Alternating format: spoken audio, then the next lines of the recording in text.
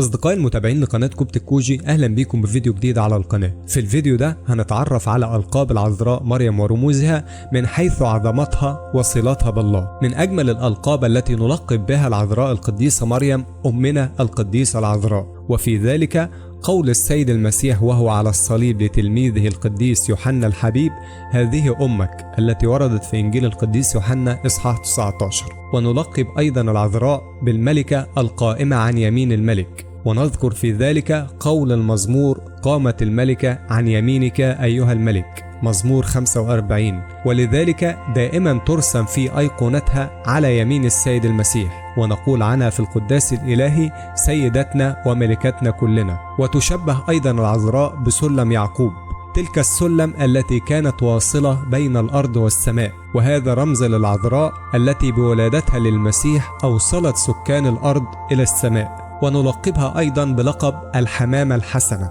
متذكرين الحمامة الحسنة التي حملت لأبينا نوح غصنا من الزيتون رمزا للسلام، تحمل إليه بشرى الخلاص من مياه الطوفان. وبهذا اللقب يبخر الكاهن لأيقونتها وهو خارج من الهيكل وهو يقول: السلام لك أيتها العذراء مريم الحمامة الحسنة. والعذراء تشبه بالحمامة في بساطتها وطهرها وعمل الروح القدس فيها، وتشبه أيضا بالحمامة التي حملت بشرى الخلاص بعد الطوفان، لأنها حملت بشرى الخلاص بالسيد المسيح. ولقبت أيضا العذراء بالعروس، لأنها العروس الحقيقية لرب المجد، وتحقق فيها قول الرب لها في المزمور: اسمعي يا ابنتي وانظري، وأميلي أذنك، وأنسي شعبك وبيت أبيك، فإن الملك قد اشتهى حسنك، لأنه هو ربك وله تسجدين، مزمور 84. ولذلك لقبت بصديقة سليمان، أي عذراء النشيد.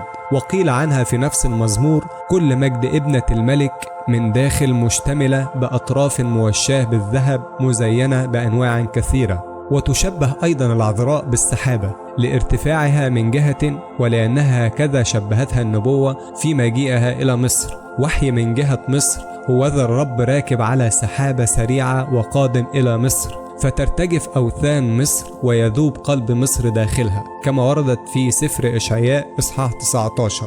وعبارة سحابة ترمز إلى ارتفاعها وترمز إلى الرب الذي يجيء على السحاب. ومن الرموز من حيث أمومتها للسيد المسيح نلقبها بالثيوتوكوس، أي والدة الإله، وهذا اللقب الذي أطلقه عليها المجمع المسكون المقدس المنعقد في أفسس سنة 431 ميلاديا، وهو اللقب الذي تمسك به القديس كيرلس الكبير ردا على بدعة نسطور. وبهذا اللقب أم ربي خاطبتها القديسة إليصابات، كما وردت في إنجيل لوقا الإصحاح الأول.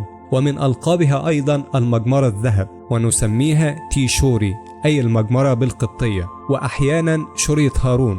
أما الجمر الذي في داخلها ففيه الفحم يرمز إلى ناسوت المسيح، والنار ترمز إلى لاهوته، كما قيل في الكتاب: إلهنا نار آكلة، رسالة العبرانيين إصحاح 12. فالمجمرة ترمز إلى بطن العذراء الذي فيه كان اللاهوت متحدا بالناسوت. وكون المجمرة من ذهب فهذا يدل على عظمة العذراء ونقاوتها، ونظرا لطهارة العذراء وقدسيتها فإن العذراء نسميها في ألحاننا المجمرة الذهب. وتلقب أيضا العذراء بالسماء الثانية، لأنه كما أن السماء هي مسكن الله، هكذا كانت العذراء مريم أثناء الحمل المقدس مسكنا لله. وأيضا تلقب العذراء بالكرمة التي وجد فيها عنقود الحياة، أي السيد المسيح. وبهذا اللقب تتشفع بها الكنيسة في صلاة الساعة الثالثة وتقول لها: يا والدة الإله، أنت هي الكرمة الحقانية الحاملة عنقود الحياة. وتلقب أيضا العذراء بمدينة الله، وتتحقق فيها النبوءة التي جاءت في مزموري 86 و 87: أعمال مجيدة قيلت عنك يا مدينة الله، أو يقال عنها مدينة الملك العظيم.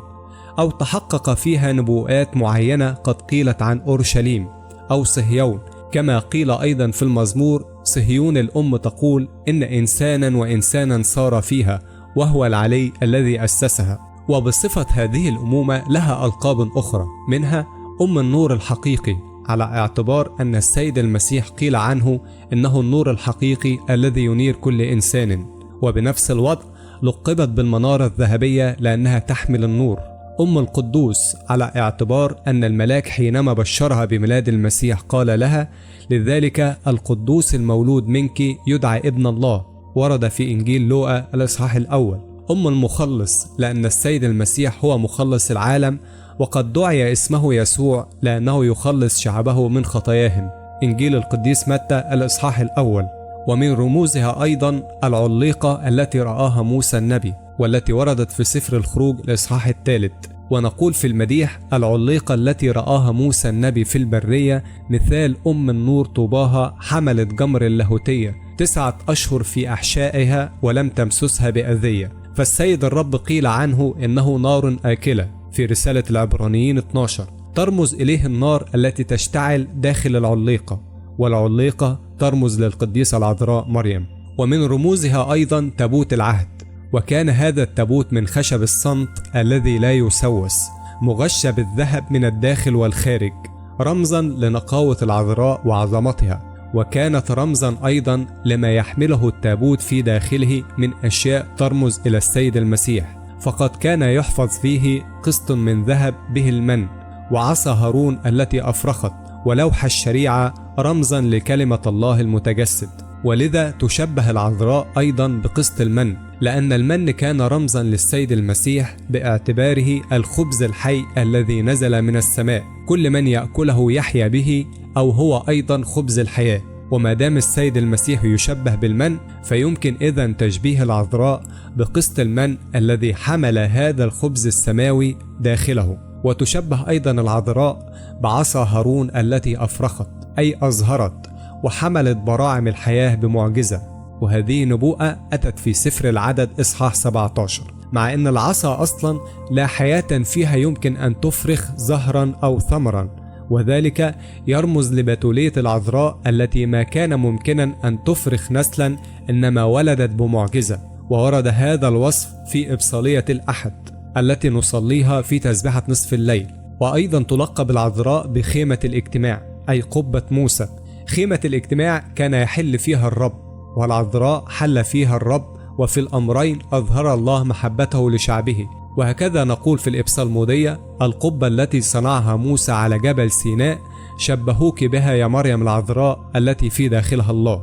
وتشبه أيضا العذراء بالباب الذي في المشارق، ذلك الذي رآه حزقيال النبي وقال عنه الرب: هذا الباب يكون مغلقا لا يفتح ولا يدخل منه إنسان، لأن الرب إله إسرائيل دخل منه فيكون مغلقا. سفر حزقيال إصحاح 44. وهذا الباب الذي في المشرق رأى عنده النبي حزقيال مجد الرب، وهذا يرمز إلى بتولية العذراء التي كانت من بلاد المشرق، وكيف أن هذه البتولية ظلت مختومة. وتشبه أيضا العذراء بباب الحياة، أي باب الخلاص. السيدة العذراء قيل عنها في سفر حزقيال إنها الباب الذي دخل منه رب المجد وخرج، إصحاح 44 من سفر حزقيال. فإذا كان الرب هو الحياة، تكون هي باب الحياة.